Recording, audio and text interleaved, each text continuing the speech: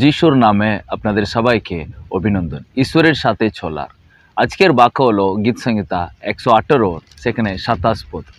118 গীত সংহিতা ইসরায়েলিরা প্রতি বছর যখন তারা মন্দিরে যায় তখন আনন্দ সহকারে গীত সংহিতাটা তারা গানের মধ্যে করে, কারণ ঈশ্বর তাদেরকে মিসর দেশ থেকে তাদেরকে উদ্ধার করেছিলেন, দাসত্ব অবস্থা থেকে তাদেরকে তিনি উদ্ধার করেছিলেন। তাই তারা সর্বদাই সেটাকে স্মরণ করে ঈশ্বরকে গৌরব আর স্তুতি করা হয়।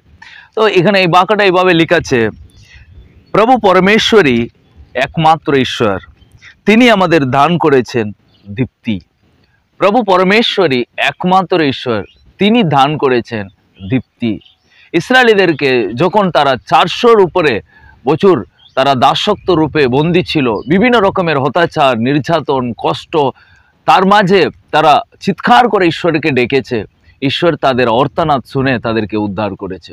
সুপ্রিয়, আমার একটা বন্ধু ছিলেন, তো উনি প্রভুকে গ্রহণ করেছিলেন, তখন তিনি জেইলে ছিলেন।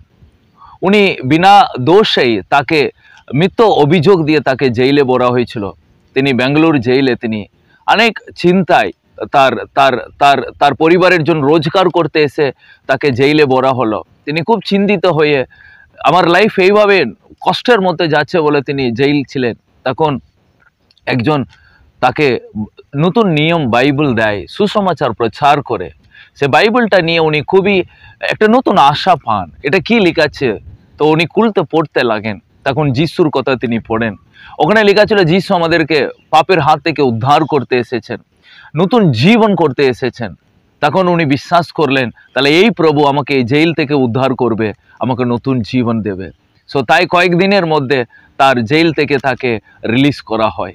তিনি বেরিয়ে আসেন, বেরিয়ে এসে তিনি বাইবেল কলেজে ভর্তি হন। বাইবেল কলেজে ভর্তি হয়ে প্রভুকে গ্রহণ করে এবং তিনি সিদ্ধান্ত নেন প্রভু তাকে তার সেবা কাজ করার জন্য ডাকে। আজকে উনি বড় একটা পাস্টার, আজ উনি ঈশ্বরের বিশাল বড় একটা সেবক। প্রভুর অনেক কাজ করেন, অনেক পরিবারকে, হাজার হাজার পরিবারকে তিনি প্রভুর কাছে এসেছেন। তো প্রিয়, এই বাক্যটা কতটাই সত্যি। তিনি আমাদেরকে দীপ্তি দান করেছেন, অন্ধকারের জীবন থেকে তিনি আমাদেরকে আলোকিত করেছেন। আজকে আপনার জীবন যদি আলো না থাকে, এই যিশু আপনার জীবনকে আলোকিত করবে। আজকে আপনার দাসত্ব জীবন যেমন যদি করে থাকেন, এই যিশু আপনার জীবনকে উদ্ধার করবেন। আজকে এই দিন এই বাক্য আপনার লাইফে অনেক আশীর্বাদ নিয়ে আসুক। God bless you.